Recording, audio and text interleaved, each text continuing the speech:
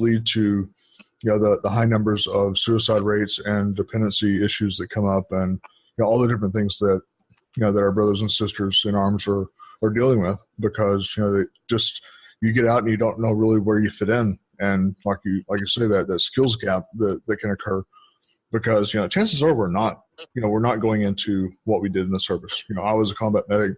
I came back. I wanted to do that kind of a thing, but there really wasn't the availability for it. So that was a forced skills gap.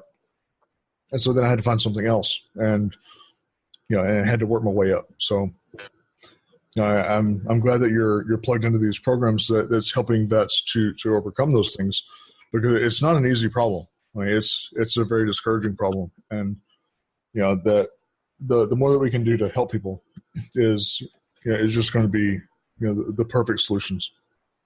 Yeah. No, thank you for bringing that up, because I think that's something that's sorely missing in the veteran space as well, is, this is a complicated problem.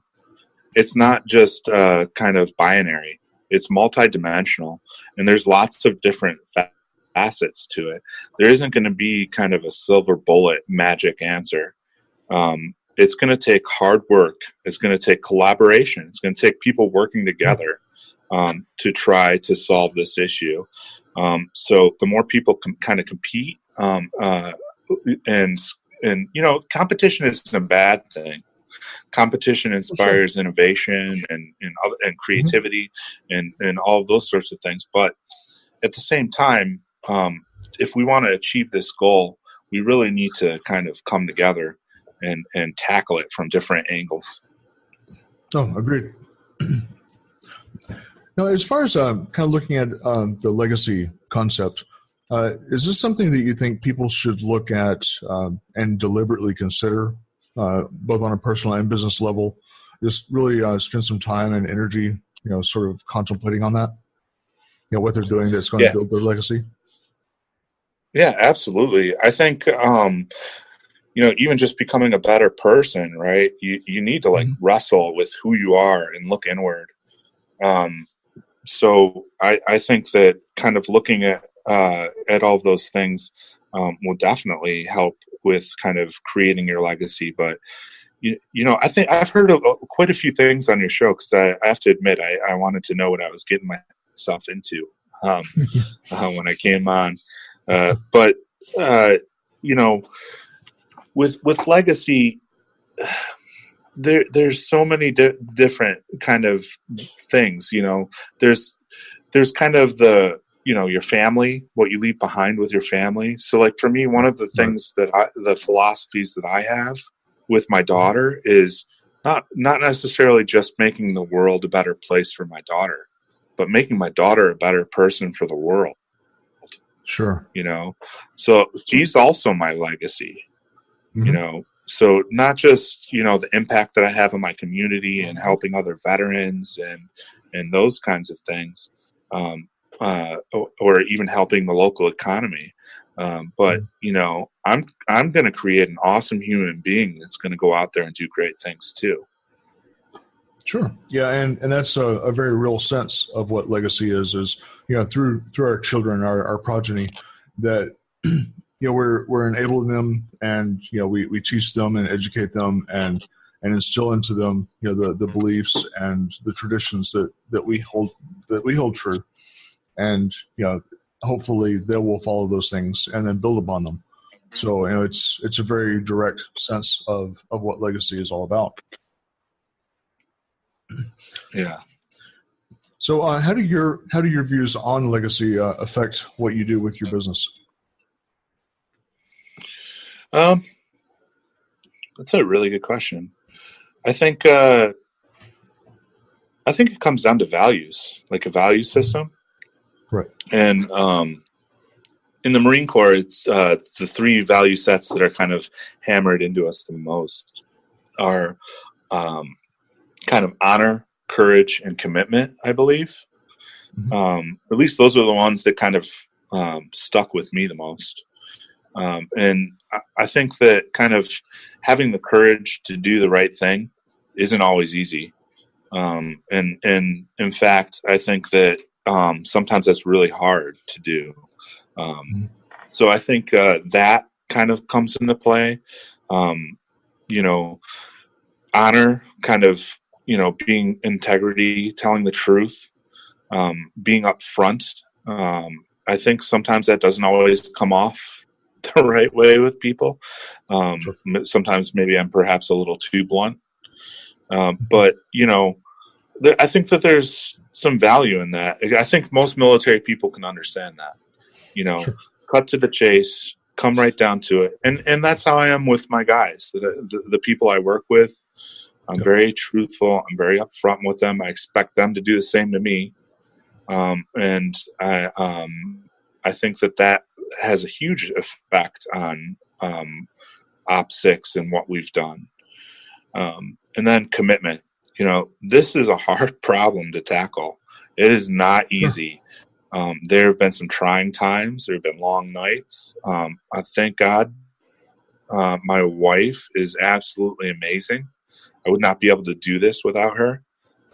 So thank you, Julie. But so I think that those value sets, being committed, being courageous, having honor or integrity, have all played into a lot of the successes that we've seen so far. So when you mentioned a second ago the long nights, are there some particular things that kind of keep you up at night about your business still? Yeah, if I'm being honest, I've done a lot of reading, because I'm new to entrepreneurship. And one of the biggest problems that startups have is with cash flow. And I am not a finance guy. And none of my teammates are finance guys either. So I've actually been looking for people on our advisory board, or maybe a kind of a CFO or somebody that can kind of help us build those kind of budgets and financial roadmaps that will help us to be successful and not run into a lot of those problems that companies have. So that's actually a skill gap that we're missing right now. Okay. So do you believe that having, I guess from what you're saying there with kind of what you're looking for, is you believe that it's important to have some sort of strategy and planning put into place, to have a successful business? Absolutely. Absolutely. I think that if you just have an idea, that's kind of, I hate to say this, but it's worthless. An idea is just that. It's just an idea. Until you actually kind of plan it out, map it out where you're going to go, have a strategy, have a 5-year plan, and kind of create that plan. You're not ready to implement it yet. And I think that's also another big reason why startups fail. From a lot of the reading I've been doing, inadequate planning. It's kind of like that balancing act, right? You either you don't plan enough or you plan too much. So being a perfectionist could also be a downfall for a startup or a business as well. Sure. So it's kind of finding that sweet spot of knowing when to implement, but also having a plan before you do. Yeah, and good plans are going to be flexible and should be in their inception, and when you're putting them down on paper, when you're creating that plan, just make sure that it can bend and twist and turn along with all of the things that come up, because there is no always the same course.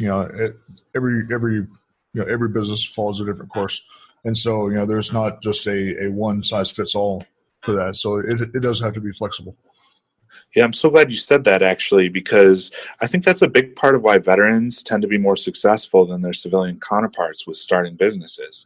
And I think, I think we understand it from a very kind of almost like an infantry level. No fires plan survives first contact, right? You create the fires plan, the interlocking sectors of fire, where your machine guns are, where all these things, right? But as soon as rounds start flying down range, that plan goes right out the window, right? But it's important. That plan's still important because you just said it, right? You need to be able to be flexible. You need to be able to adapt and overcome. And if you didn't have that plan in place, you wouldn't be as successful when you do go to adapt. And I think it's something like veterans are 3 times more likely to be successful than a civilian when starting up a company. And I think that's a huge part of it. Yeah, 3 times more successful and capable of earning 30% more income at the same time. So I mean, those 2 things combined. Those 2 things. That's awesome. 2 things combined. Just so long as putting the plan together, not jumping out of the plane without a parachute. Because a lot of veteran business owners try to do that too without putting the plan together, and so that's part of where my passion comes in is helping make sure that they put that together ahead of time and not get into deep water without having some sort of waders on. Yeah, and let me just throw this out there. I don't know everything, and if you're passionate about this cause or issue, and if you're a subject matter expert, please reach out to me. I'd love to hear I'd love to get your feedback. I'd love to collaborate with you. So yeah, please do get in touch with me. I'm always open to listen to new ideas and thoughts. So yeah, please reach out to me. Sure. Now, what are some of the particular reasons that you found maybe that besides the failure to plan that the businesses are failing? Have you seen other reasons in your particular instance? Well, I'd say besides the cash flow and besides not having a plan, fit people.